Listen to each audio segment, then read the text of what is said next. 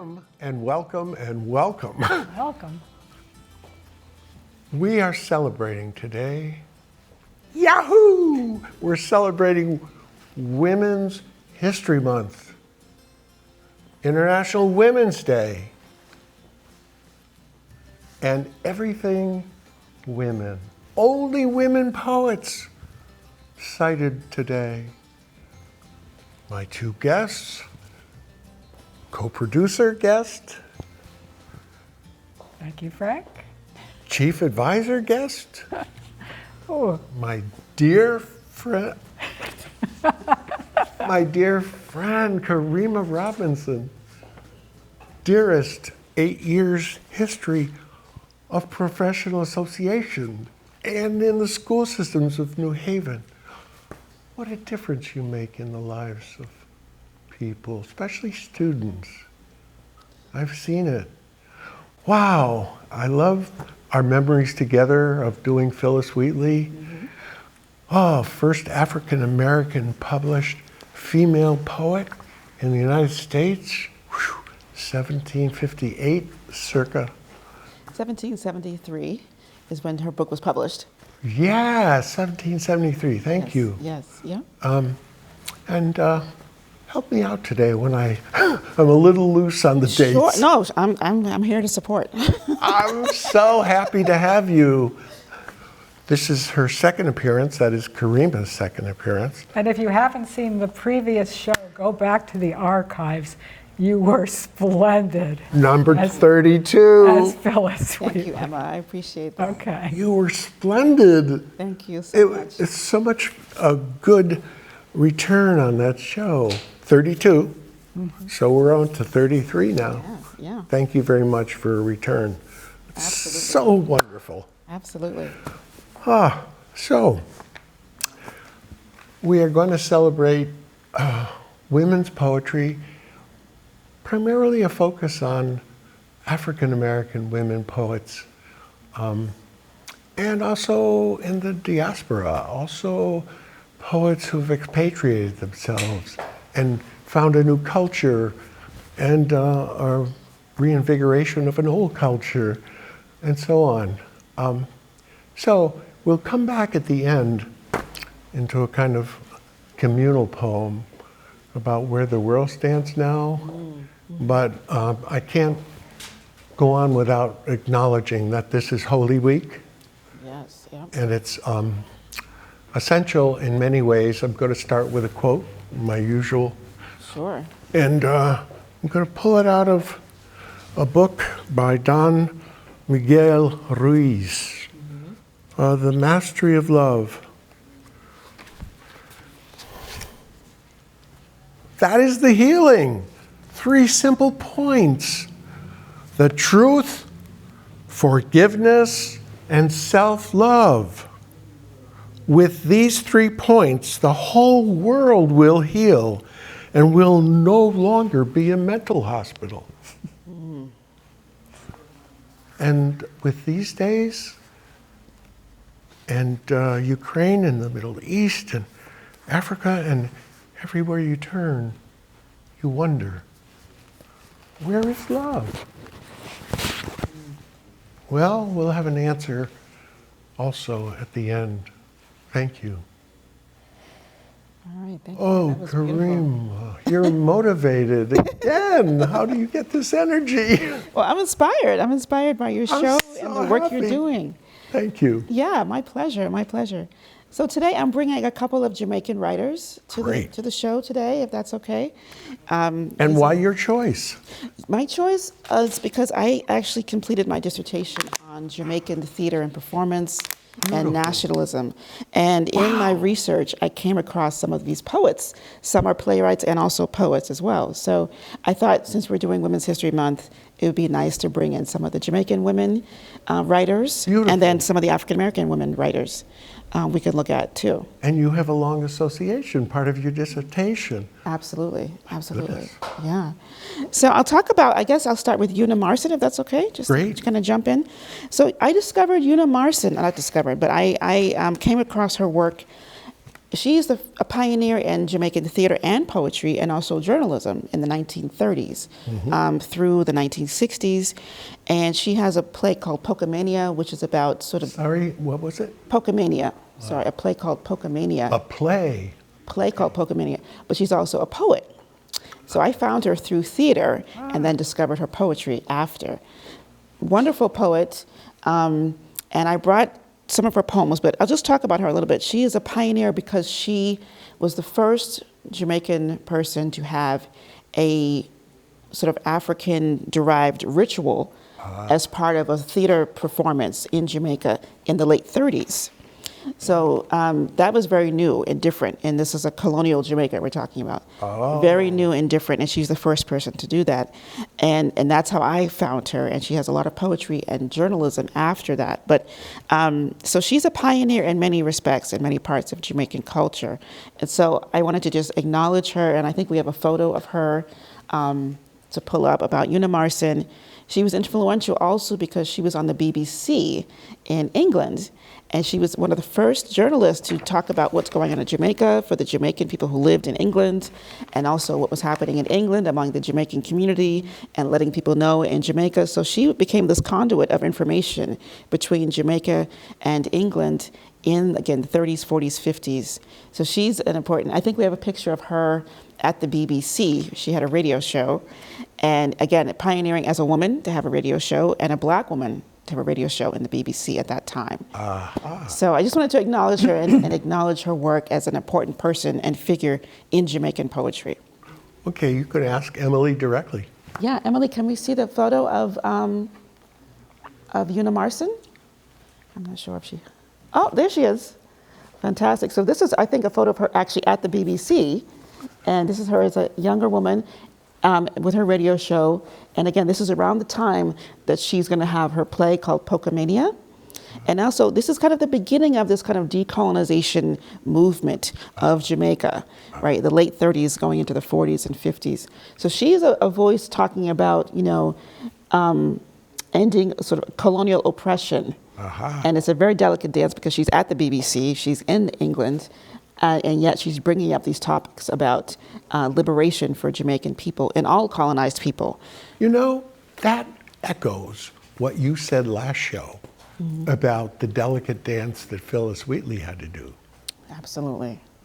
Wow. So would you say that this is a tradition in the diaspora of this? How do you negotiate the home culture, my own inchoate culture that I bring, and the overlays, many overlays because of colonization? Absolutely. Absolutely. So Phyllis Wheatley was dealing with slavery, and she was a slave, so she had to be very careful. And her readership was, you know, well-educated white people. It's a very nice echo you're making. Yeah. And then now we have slavery's over, but you have this colonial period that people are starting to get restless about and say, do we really need, you know, can't we govern ourselves? And how would we do that, and what would that look like? And Was that going on all over in the Caribbean? African colonized countries even? Absolutely. Yeah. So starting Eventually, the independence was in the 60s? in the early 60s, you Early started having 60s, the yeah. independence. Yeah. But this was growing. It sort of started late 30s, 40s, 50s, Got it. growing up until 62 was the Jamaican independence. Yeah, so this is a beginning of the rumblings of let's figure out what our own Jamaican society would look like without this colonial power. Right, and starting to think about culturally, what would we need to do? And she's bringing in some of the Afro-Jamaican culture into her work. A real pioneer. Yeah, absolutely, absolutely. So that's Una Marson. Just wanted to acknowledge her as a pioneer. Great visual. Amazing woman, yes. The next woman is an icon of Jamaican literature is Louise Bennett. Now, Louise Bennett is a pioneer in Jamaican poetry, spoken word. She uses the vernacular. She made it socially acceptable to use the vernacular in literature, and everyone affectionately calls her Miss Lou. So when you're talking about Louise Bennett, everyone says, oh, Miss Lou, she's a pioneer for so many people in Jamaica and beyond, a real icon of Jamaican literature. And we also have a photo of Miss Lou. She was great. Oh, yeah. Oh, yeah, there she is. She's great about bringing the folk tales and the vernacular language and storytelling. Wonderful. She dressed up in kind of traditional dress and did this wonderful spoken word performances. She also brought the vernacular into the stage plays, into theater, which is another way that I found her. So she's an icon, unmistakable icon of Jamaican literature and culture. And even though she's passed on now, but everyone remembers Miss Lou as kind of their grandmother who told the folk tales, you know. So she's that's a someone that great people figure. still remember and very affectionately call Miss Lou. What does it sound like? What does it sound like? The lines. Oh, see, now you said I didn't have to read it. But now you got it. Now I have to read You're it. on the spot. Okay. So I'm not. My patois is not the best. Your patois is not It's the not the best. best, and the accent And is my not the Haitian best. patois is not the best Right. either. So we're just gonna do a little taste of it. This is called Back to Africa. I just read the first two stanzas here. Yeah. Back to Africa, Miss Matty. You don't know what they say. You have to come from somewhere first before you go back there. So your great-great-great-grandma was African, but Matty, don't you know great-great-great-grandpa was Englishman? Don't you remember grandfather from your father's side was Jew, and your grandpa on your mother's side was Frenchy? Parlez-vous? Brava. So that's that just an example. sounds right. From the little I've heard. Right. So that's just an example of this conversation. Again, this is a point where people are thinking about decolonization. Should we go back to Africa? What does Africa mean to us now? And are we going to forget about our English heritage as well? So these asking interesting questions about identity here. Identity. And she's a cultural figure Cultural icon, who absolutely. really fused so many strands. And that's why she's known as, what is her? Miss Lou is how Miss people call Lou. Miss Lou, yes. Yes, Great. wonderful, very beloved figure in Jamaica. Got it. And beyond. Wonderful. Yeah. So that's a little backdrop. Now we're getting to folks who are a little bit more contemporary. The next poet is Lillian Allen. And I will read her. Now she's, I guess, the next generation after you have Una Marson and then Louise Bennett. And then you would have, a generation or two, and you would get to Lillian Allen. So let me see if I... And this is after liberation or Yes, this is decolonization? after decolonization, yeah. And it was nonviolent, right? The transition? It was nonviolent, but later you had some violence kind of erupting in the 70s, but that was after. Yeah. But it was this was a negotiation that went on. England still had a lot of power financially, of course. Right. But it was this bottom ongoing line. negotiation, and it was time. All the other Oh, yeah. countries around the world were starting to do this too. Yeah. So Lillian Allen, you see her here. She was born in Jamaica, but she lived most of her life in Canada, and she's still living in Canada. She is currently the Poet Laureate of Toronto, where she spent most of her life. So she's got, and she's a leader in Jamaican dub poetry, Canadian Jamaican dub poetry. So Say it again? Dub poetry. Dub? Poetry. What is dub? Dub is kind of like, I guess, slang for spoken word, Jamaican spoken word poetry. Oh, the way the sound was. Yes. Okay. So it's kind of the next generation of the patois and the vernacular. This is Thank kind of the next generation of that, and they call it dub poetry.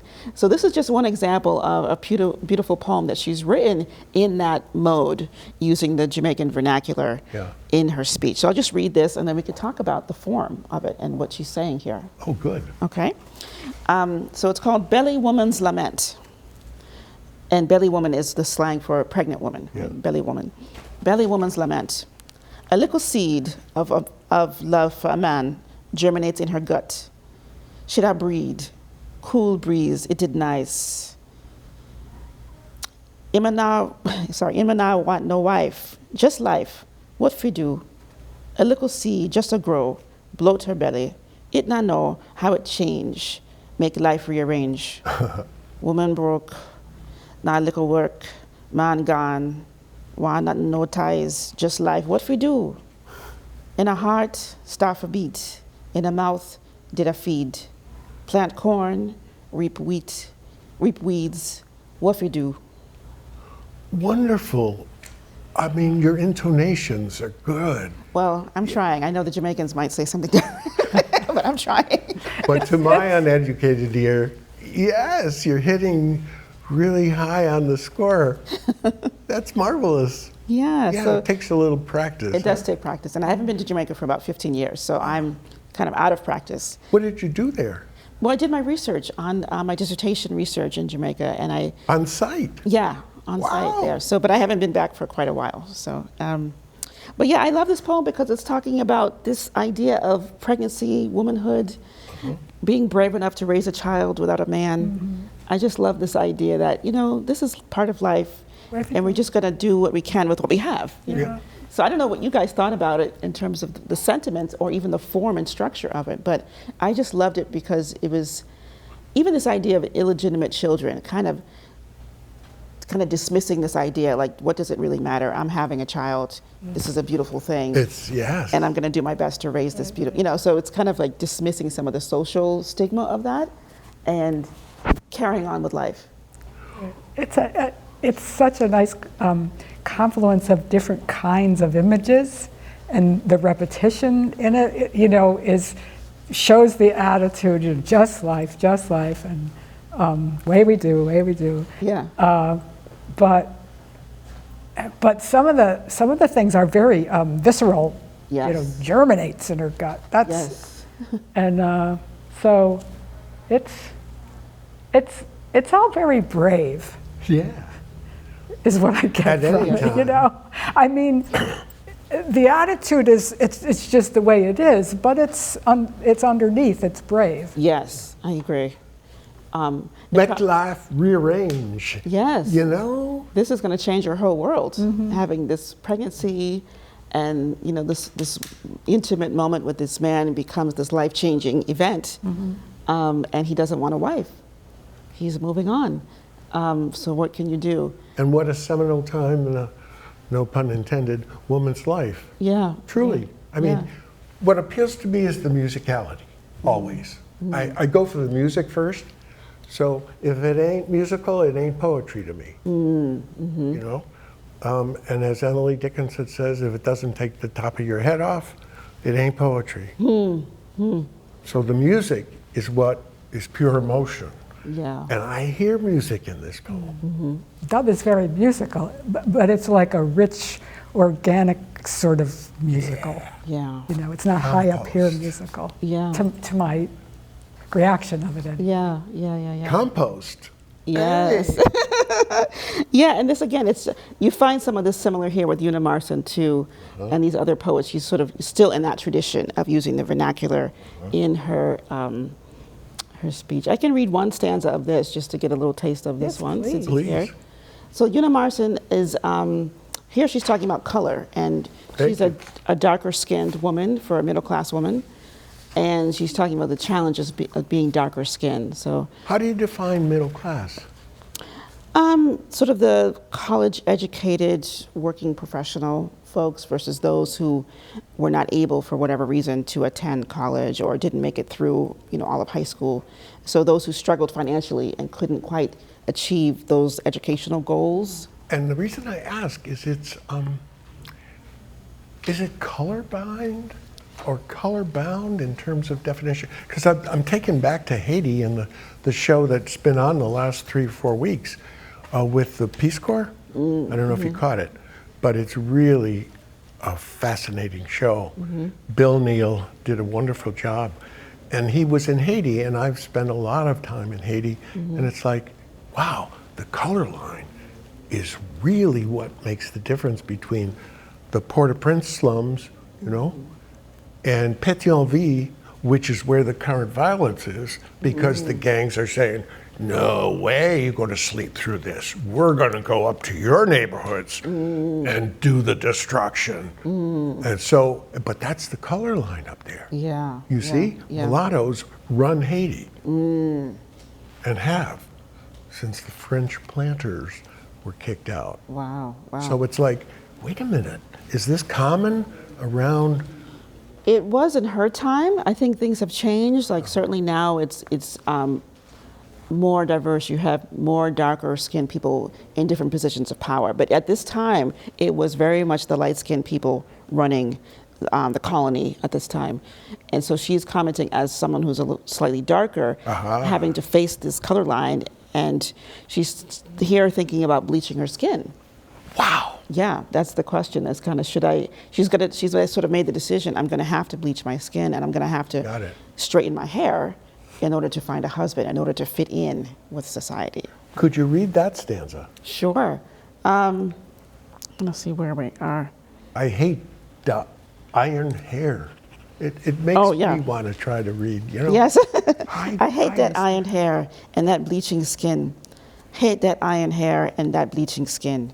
But I'll be all alone if I don't fall in. Lord, 'tis you did give me all this kinky hair. 'Tis you did give me all this kinky hair. And I don't envy gals who does locks so fair. I like my black face and my kinky hair. I like me black face, kinky hair. But nobody loves them. I just don't think it's fair. Wow.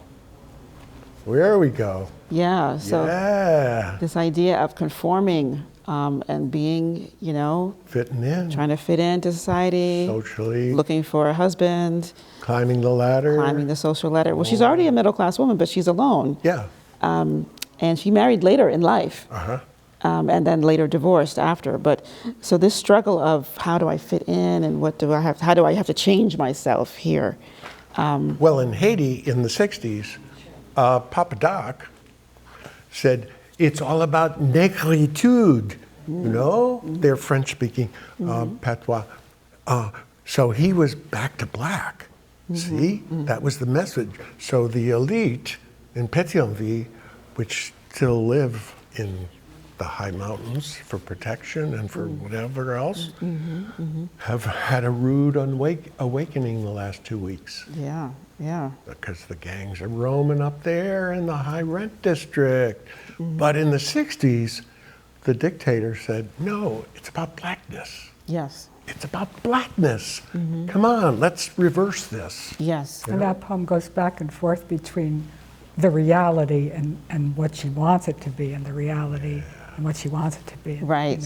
And it shows very starkly the blues, Yeah. And the idea that she says, I love my black hair. Yeah. I love my black skin Yeah, yeah. Yeah. and my kinky hair. So there's a sense of self-love and self-pride, right. which is really important. But again, this was the late 30s and 40s. Yeah. So this idea of negritude and black power and black beauty was not quite there yet. So she's kind of rare and bringing this to the foreground at this time. A forerunner. Yeah. Good absolutely. choice. Absolutely. You brought us some really wonderful trailblazers. Absolutely. Absolutely. How wonderful. Yeah. So that's Una Marson. Wow. I want to get to, I don't know where we are with time. We don't know No, because we're not sure yet. Okay. Mike is falling asleep on the Stop it. Mike is falling asleep on the job. I'm going to jump to Lorna Goodinson. Who Good. Let's jump to Lorna Goodinson. She is a current poet laureate of Jamaica. And she is very current. So she is, again, from this tradition of using the vernacular language in poetry, but also not married to that. She can step away from that. And in this particular poem, she tends to step away from some of that. But you still see this kind of Jamaican influence is still very strong here. Okay. So this poem is called Survivor, and it's Lorna Goodinson. Lorna Goodinson. Goodison, that's hard to Goodison, say. yeah. Survivor. Survivor. And hold that thought because we're going to take a break. Oh, okay. All And right. then we'll come back with that poem. Awesome. Perfect. Awesome. I know there's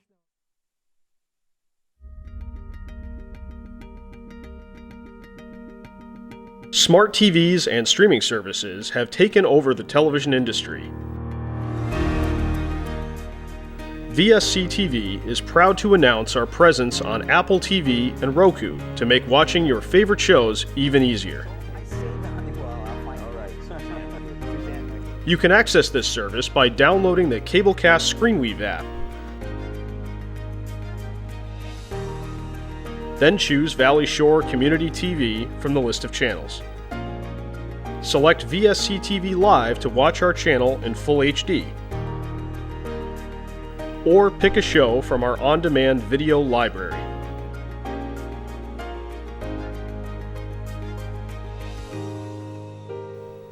VSC TV is your local Connecticut Midshore Valley digital connection. Better Business Bureau has received thousands of complaints related to travel insurance. Many don't realize that it doesn't typically cover the cancellation of a trip out of fear of traveling or concerning travel advisories unless you purchase a policy that includes cancel for any reason coverage. And even then, certain things are listed as exclusions. So you must read the fine print.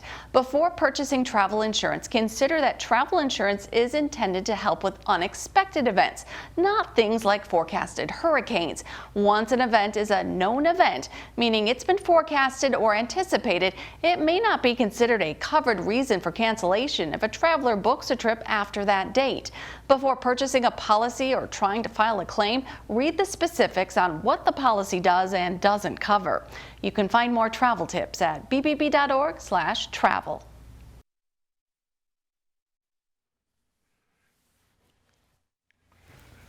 We're back, and I'm glad you're back. And the three of us are back, and we're having a really knee-slapping time. Thank you, Karima. Oh, my it's pleasure. It's a graduate course. My pleasure. It's what I love. My pleasure. I'm learning and learning and learning.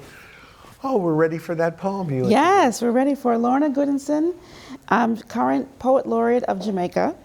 And she has a poem called Survivor, which I'm going to read to you. I think you have a printout, and then we can talk about the form and the structure of this poem called Survivor. Okay? So she's the next generation, or even two after Miss Lou. Oh, okay. Okay? Survivor. The strangers passed through here for years, laying waste the countryside. They took most living things, even some rare species with half-extended wings. They took them all. Now the genus is extinct. Lord, they were thorough in their plunderings. So here the wind plays morning notes on bones that were once ribs. Savages. They broke them when they finished eating. And you know how creative God is with ribs. That survivor over there, with bare feet and bound hair, has some seeds stored under her tongue, and one remaining barrel of rain. She goes indoors when her planting is done, loosen her hair and tend to her son. And over the bone flute music and the dead story it tells, listen for grace songs from her ankle bells. Oh, what a beautiful smile she has. Yeah. Yeah. Wonderful smile. So there's so much to unpack here. Yeah. I don't even know where you want to start. Very sobering. Yes. In contrast with the smile. Yes. I get a lot that it's extinction, that there's an extinction going on, and the bones keep coming back. Yes. But please enlighten us further. Well, it's interesting, it's like, at first I thought she's talking about, slavery or colonization, the strangers passed through here and kind of wiped everything out. But it could really be kind of any sort of post-apocalyptic scene that she's describing, where something happened, something awful happened, and everything is decimated. And yet there's one survivor who has a few seeds in her mouth and a little bit of rainwater. It's just there's someone there who's got something left.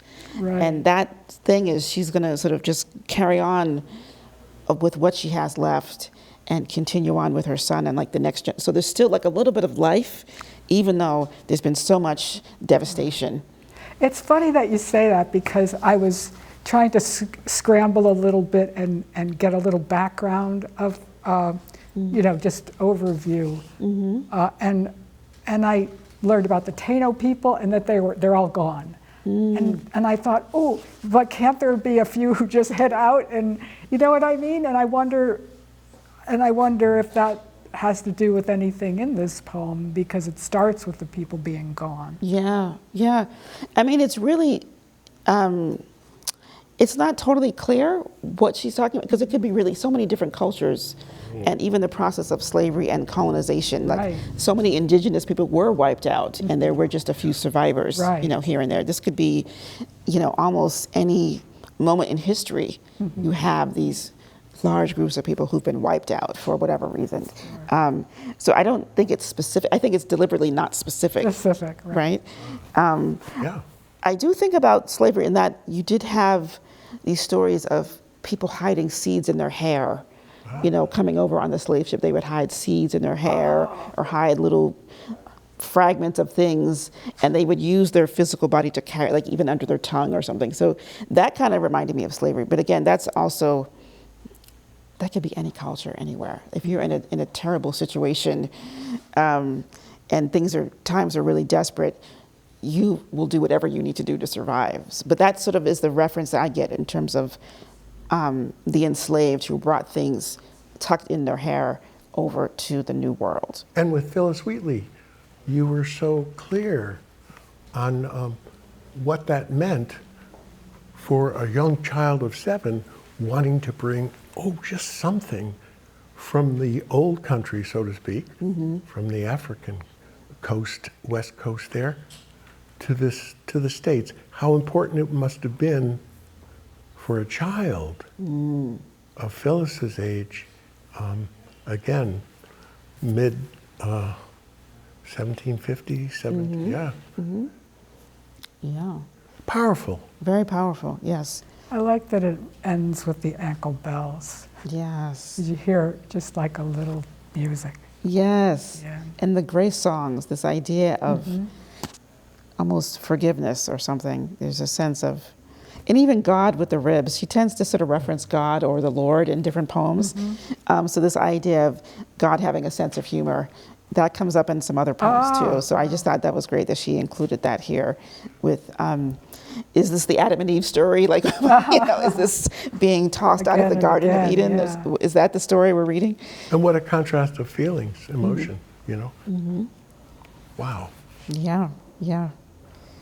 Yeah, so I just think it's an interesting take. You still see like this, even though it's a very contemporary poem, it doesn't have the vernacular, the Jamaican vernacular, but it does have this sense of, you're almost like she's telling a story about her grandmother, her great-grandmother. You've got this sort of old storytelling essence in the poem, which I really love. Yeah, and then she'll go on with her life. She'll go on with her son and loosen her hair and tend to her son. So she's still, life goes on for her, for the survivor, but not for a lot of other people, right? And one thing they could bring over was storytelling. Yeah. Storytelling, music. Yeah. Yeah. Making music out of bones. I mean, it's a lot of death and also life too. Yeah. Yeah, here. Yeah. Way to go. All right, I'll go to the next one by her. Oh, good. And then we'll go on to, this one is called The Will, or My Will. Okay, yes, this is My Will. Okay, so I'll just read this and then we can talk about it and sort of compare them a little bit. Good. Son, my will, all be premature when the palm readers divine for me an extended lifeline. Besides, who knows what worth bequeathing I would acquire before the lifeline inches to the darker side of my hand. But for a start, the gift of song. This sweet, immediate source of release was not given me, so I leave it for you in the hope that God takes hints. Then the right to call an all older than you Miss, Mr., or Mistress. In the layered love of our simplest ways, eat each day's salt and bread with praise, and may you never know hungry. And books, I mean the love of them. May you, like me, earn good friends, but just to be sure, love books. When bindings fall apart, they can be fixed. You will find that is not always so with friendships. And no gold. Too many die, kill for it. Besides, its face is too bold. This observation is the last I give. Most times assume a patina, a shade subdued, so when you bloom, they will value it. Oh, this is just the best. I love this poem. Yeah, me too. One of my favorites. Wow. Because I guess you're expecting the will, like, okay, how much money am I going to get, or do I get the house? But it's not anything to do with those material things that she's leaving her son, right? Very, very interesting piece. Again, music. What can you give better than hope Yeah, yeah, to the next generation? yeah. And just the stanza about books stands alone as a poem in itself. Yes. It's amazing. Yeah, books and friends, you know, books can be fixed. Yeah. Sometimes friendships can have, it's a lot of wisdom. It's like she's Yeah, leaving it's a her son lot the of wisdom of her life, Yeah. you know. My will, yeah. Yes. I'm leaving you the wisdom of books can be fixed if broken, but some friendships cannot be. So she's leaving song, manners, the right to call someone Miss or Mister, never knowing hungry, books, friends, no gold, and that you're valued, Right. that when you bloom, they will value it. The shade, yeah. Yeah, Whatever the yeah, shade. yeah.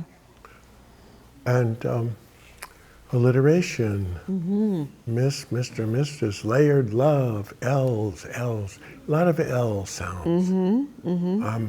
And a lot of first person, I. Beautiful choice, Yeah. really. A really wonderful poet, really beautiful writer. And I love the reference to God again, you know, it's Yeah. like, I didn't get the gift of song, but hopefully God will, I hope God's paying attention. Maybe God will give you the gift of song, you know, so this idea of kind of nudging God to step in and do something here. And it's a more modern take because it's a nice variety of irony here. You know, playing with God. You know, in a Yes. sense, through language. Right, And right. but there's also underlaying all of this hope, the gift of hope. Yeah. You're really batting 1,000. Thank you. Well, these are great writers, so it's hard to miss Yeah. with these women writers. But It's really sometimes hard. we miss them because they're in diaspora or, you know, they're in Toronto, right? And what do you mean a Canadian poet? Oh, but she's from Jamaica, you know. So you followed the breadcrumbs. Yes. Wow. Yeah. Well, let's make a transition. Okay, sure. So, Georgia Douglas Johnson. Now, she's a well-known poet from the Harlem Renaissance. Aha. Yes, a very well-known poet, African-American. And what would you say the Harlem Renaissance means today to most African American people? It's an important movement still, the 1920s Yeah. in America, not just Harlem, all across the major cities of the country, mostly the northern cities. So it was everywhere. It was everywhere. You know, Chicago, Detroit, all these right. big northern cities had some sort of cultural explosion that happened around the 1920s. That's right. Literature, music. Jazz. And, yeah, poetry. Oh, and music and poetry. Literature, novels, Huge. newspapers, black-owned newspapers coming into being. So this was a very important time, and you had a black middle class growing because you Yeah. had these big factories, and people came up and got jobs, and people had a little extra money, and then people were getting into culture and fine art and painting, and so this really nice mixing of people from all across the country coming together to compare stories and experiences. So even if you grew up in Georgia, you might meet someone from Mississippi and realize that you have a lot in common, even though you're from different parts of the country. That was going to be my next question. Yeah. What sparked it all? And you just answered it. People are coming from all different places, rubbing shoulders, sharing culture Yeah, and arts.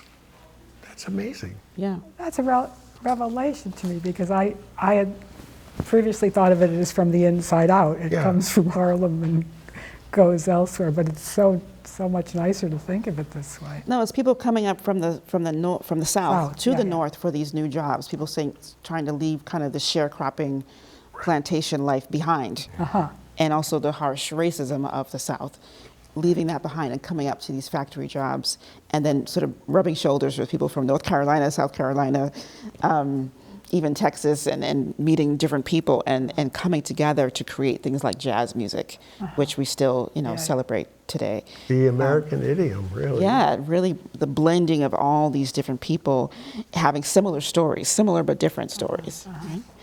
So geography really is a factor. Yeah, absolutely. And opportunity. Yeah, Yeah. marvelous. That's so helpful for perspective. And then you have the stars, like Langston Hughes. Langston Hughes. My goodness. Yeah. Absolutely. But this is Women's History Month, so I didn't bring him. I'm glad you clarified. This is Women's History Because Month. I'll just do a little coda here. Sure. Robert Hayden. Oh, Yeah. next time. Yeah, sure. Absolutely. Whoa. I mean, there's Bessie Smith. Oh, yes. Love that. Yeah. I mean, there's so much. It's so rich, such a rich time for Yeah. American culture. Yeah. And so there's so much there. The gift. Yeah, Oh, so much there. And again, not just Harlem. You had all the Chicago, same yeah. thing. Detroit, same thing. A lot of things going on in these big cities where people are coming together and comparing stories. And then you have this sort of improvisation of jazz, the improv. The This kind of improv of it. demonstrating what was going on, the mixing and the sharing that was going on. Yeah. Yeah. So I have two short poems Yeah. from Georgia Douglas Johnson that I'll share. From who? Georgia Douglas Johnson, Okay. and that's her picture. The first one is called Little Sun. The very acme of my woe, the pivot of my pride, my consolation and my hope, deferred but not denied, the substance of my every dream, the riddle of my plight, the very world epitomized in turmoil and delight.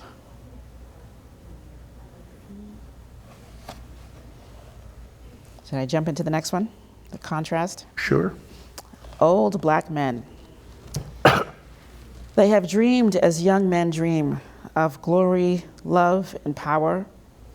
They have hoped as youth will hope of life's sun-minted hour. They have seen as others saw their bubbles burst in air. They have learned to live it down as though they did not care.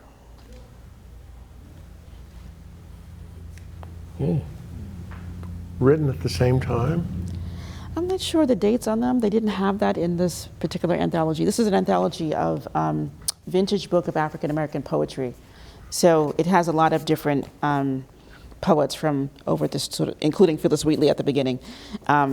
So it's not clear of the date of each piece. It's just getting sort of key pieces from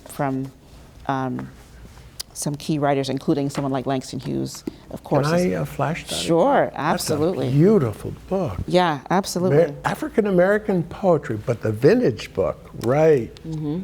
200 years of vision, struggle, power, beauty, and triumph from 50 outstanding poets. Wow, where'd you find that? Your collection just over the years. Over the years, Over the probably years. some bookstore somewhere. And this one, Oh, yes. and this one is in the Guilford Library Okay. and also the Westbrook Library. African American poetry, 250 years Wonderful. of struggle and song. Kevin Young, editor, a Library of America anthology. Beautiful. Yeah, just fantastic. Yeah. Been yeah. through it? Great. So Georgia Douglas Johnson, I picked these two because I thought they kind of complemented each other nicely. You have a young boy and then an old black man, kind of the beginning of life and kind of the end of life for an African American male, right? So the first one, she's talking about how central he is to her life. The pivot of my pride. Just the substance of every dream. Just how important this person is. It's like her own hopes and dreams are tied to this young man, this young boy growing up. So just showing a different way of expressing how much love she has for her son. And then old black men have kind of passed through that journey of being that younger person and having hope and dreams. And then realizing that, many of them will not see those dreams come true and having to pretend as if, it doesn't really matter. When really, of course, it does matter so much, right?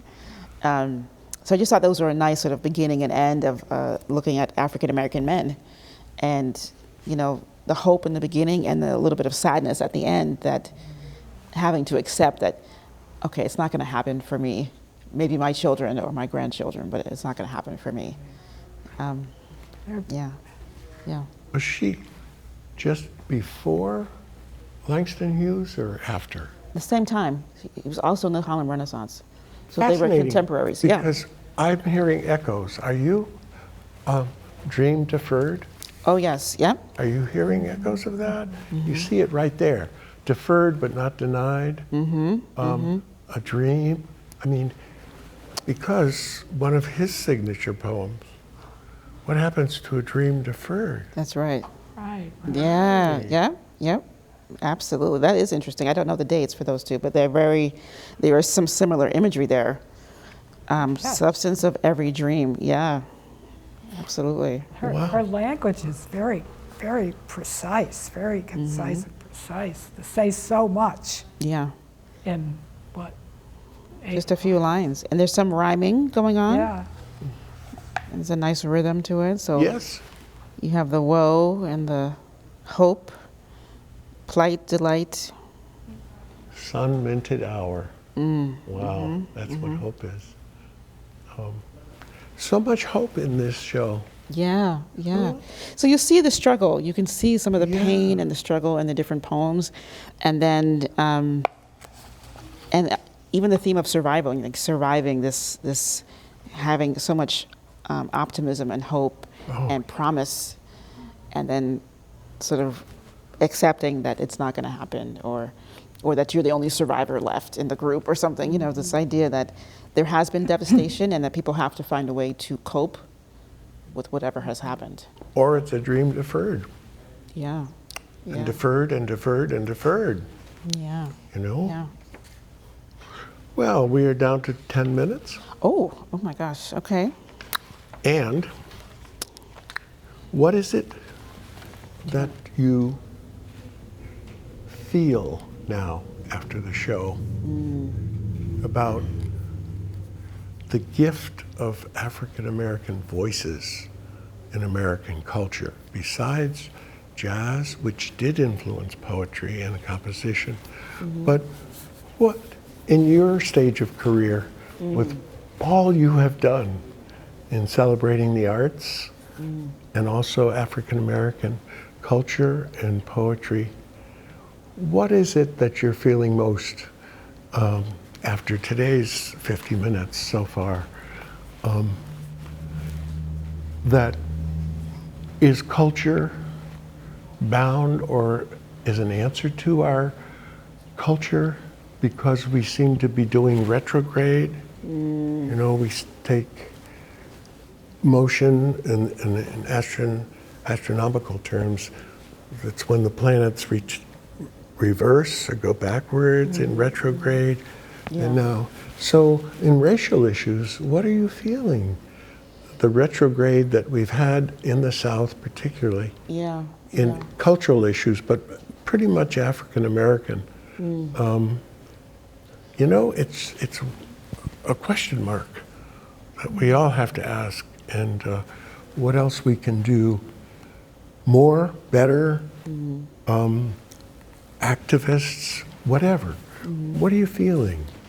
I feel like we're on a precipice of major change. I don't know how you guys feel, but I feel like there's so much turmoil in the world, and I don't know if it's social media or if it's the planets aligning or the eclipse. I'm not sure what it is, Or but the retrograde of the planets? yeah, I'm not sure what it is, but I feel like there's a lot more awareness, or people are starting to be more aware of, you know, kind of being hoodwinked into certain things, or being, I don't know, just, I think there's a growing awareness and there's a growing need or desire to come back to culture and the arts as a form of expression that's like sort of stepping away from even social media and coming back to just going outdoors and playing, you know, sort of getting back to basics. I feel like there's a... Oh, yes. yeah. Back to basics. Yeah, I feel like there's a great, that's kind of bubbling, and it may not just be for Africa. I think it's for everyone. There's a bubbling up of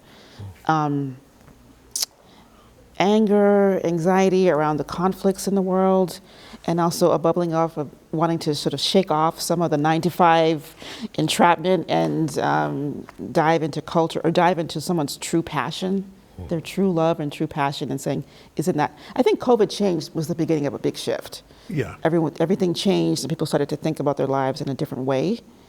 And I feel like we're getting to a point where people started to think about things differently, see things differently, and now we're about to do things differently. That's what I feel is happening. Well, you use a very operative word, precipice. So that means, Yeah, I think people, another thing that's going on is I think people in the back of their minds realize that climate and scarcity, if it isn't already, is damaging so many homes, lives, things, that it's going to be crucial for everybody soon. Even if they're not admitting it here, they're admitting it somewhere back there. Yeah. And so they're getting scared. Yeah. And the first thing you do when you're scared is mine, mine, mine, and everybody else is other. And I think that's a problem, Yeah, yeah, you know. yeah. Some people are seeing, though, that it is a problem. Some people are saying, mine, and some people are saying, there's a need to come together. I think that both things are happening. Hope, yes, Yeah. that's the hope. That's the other side of Yeah, it, and the side yeah. that, of course, we would like, you know, we're here for. That's what we're here for today, Right. is to say that isn't the way it is, and that isn't the way we're really going to be able to survive and share the world. Yeah, yeah, yeah. well, two things. I'd like to share that poem, even though it is a male author. We'll allow it, right? Would you allow Okay. it? Just one, Frank. Okay. Okay, we have And, 4 minutes left. I'll start with Mother Teresa.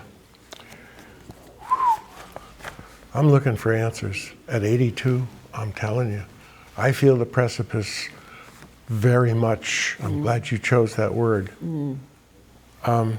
Mother Teresa once said, quote, "We cannot do great things on this earth.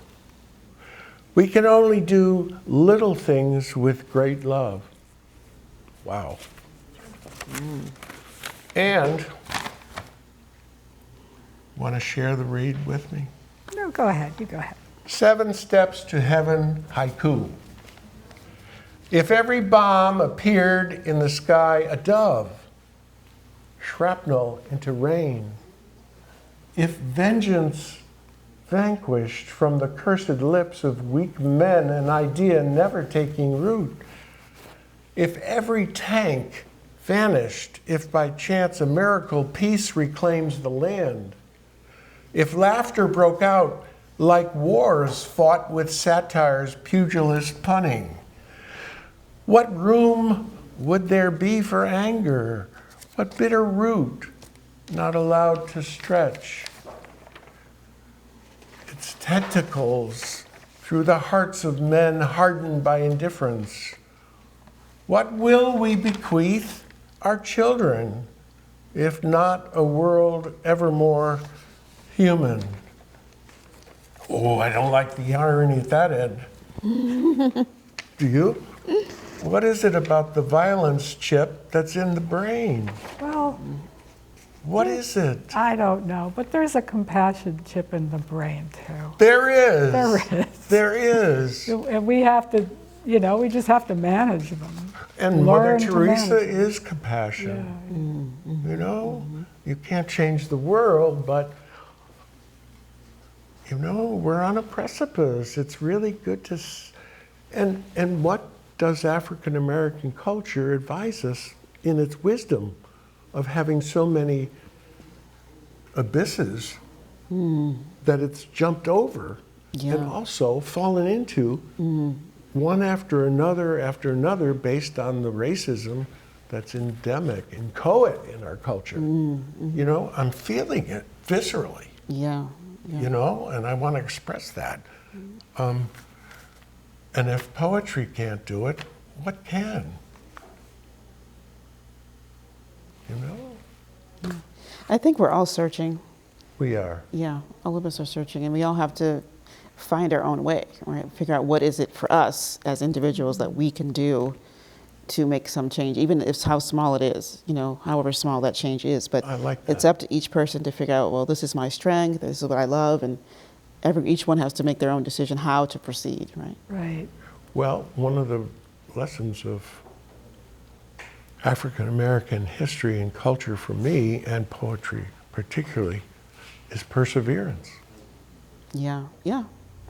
Like that woman who survived, she had got up and went and took care of her son, and we had just a few seconds left, but I So think, if you're coming from strength, learn compassion. If you're coming from compassion, learn strength. Oh, nice. Because we'll need them both. absolutely. Oh, that's well said. Beautiful, Emma. Thank you. Very beautiful. I love that. Wow. So, last thoughts. Thank you, Karima. Thank you for having me Karima back. Robinson again, number 2. This is a blockbuster.